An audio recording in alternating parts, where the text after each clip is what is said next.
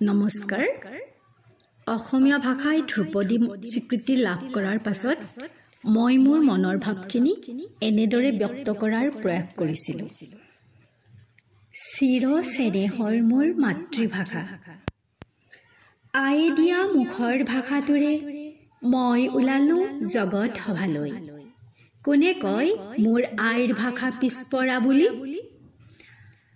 হাজাৰ বছৰ জোৰা ইতিহাসৰ বাট বুলি বুলি শিলালিপি, তাম্ৰলিপি আৰু মন্দিৰৰ দেৱালত খুপি খুপি খোজ দি মোৰ আয়ে গুণগুণাইছিল চৰ্যাৰ গান। হিউৱেন চাং আহিছিল বাট কৰিবাই সুদূৰ চীন দেশৰ পৰা, শুনিবলৈ সুৱদি সুৰীয়া মোৰ আইৰ মুখৰ গীত। ভাৰতৰ আন প্ৰদেশতকৈ পৃথক ভাষাটি সপ্তম শতিকাতে পাইছিল স্বাতন্ত্ৰ্য ৰূপ। কি যে মহিমাময়ী মোৰ আইৰ ভাষাটো। তুমি কবা নেকি হিউৱেন চাং মিছলীয়া বুলি? লোহিতৰ তীৰত লুই পাত মিননাথে ৰচিছিল বৌদ্ধৰ থেৰবাদী দোহা। কালিকা পুৰাণ, যোগিনী তন্ত্ৰ এইবোৰৰ নাম চাগে তুমি শুনাই নাই। অজস্ৰ সাঁচি পাতে জপাৰ মাজৰ পৰা চিঞৰি চিঞৰি শুনাই মোৰ আইৰ গুণানুকীৰ্তন। তুমি এলাগী বুলিলেই মোৰ আইৰ ভাষা জানো এলাগী হ'ব? বৰগীতৰ ৰাগ তুমি পাহৰিব পাৰা, ভক্তিৰ ৰত্ন হয়তো চিনি নোপোৱা। নামঘোষাৰ কাকতিক এৰি বাৰু কেনেকৈ হলা তুমি অসমীয়া?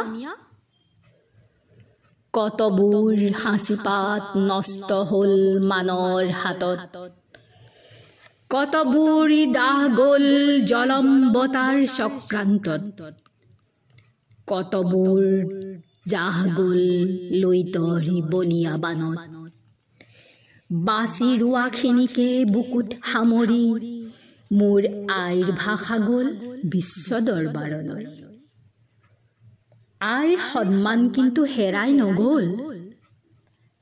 মোৰ আইজনী বৰ সৰল মনৰ, চিন্তা কিন্তু আইৰ অতি উচ্চ।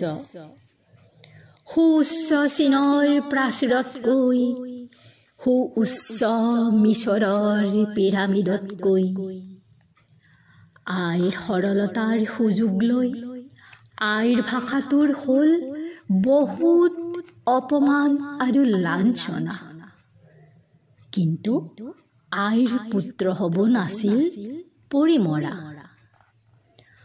আইৰ মুখৰ ভাষাটি ঘূৰাই আনিবলৈ গৈ ২৪জন বীৰ পুত্ৰ শ্বহীদ হ'ল। আজি যেন শান্তি পাইছে শ্বহীদৰ পুণ্যাত্মাই। আইৰ মুখৰ ভাষাক কৰা হ'ল স্থাপন ধ্ৰুপদী আসনত।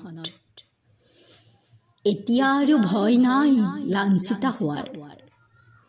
কোনো ভাই ভগ্নীয়ে কাঢ়িব নোৱাৰিব আইৰ সন্মানীয় আসন, অথবা মচিব নোৱাৰিব আইৰ স্বাভিমানৰ তিলক। দায়িত্ব সবে লোৱা নিজৰ কান্ধত, অতন্দ্ৰ প্ৰহৰী হৈ থাকিম আইৰ কাষত। পাহৰি নাযাবা তুমি পুত্ৰ অসমীৰ। যদিহে নকৰা আদৰি নিজ জন্মভূমিত, মাতৃভাষা মোৰ চিৰ চেনেহৰ। বিদেশীয়ে আহি অসম ভূমিত নকয় কোনোদিনে এই কথা, অসমীয়া ভাষা মোৰ প্ৰাণৰো প্ৰাণৰ। সেয়ে পণ লোৱা সমস্বৰে ৰাখিবলৈ মান, মাতৃ আৰু মাতৃভাষা কি যে অনুপম, কি যে অনুপম। ধন্যবাদ।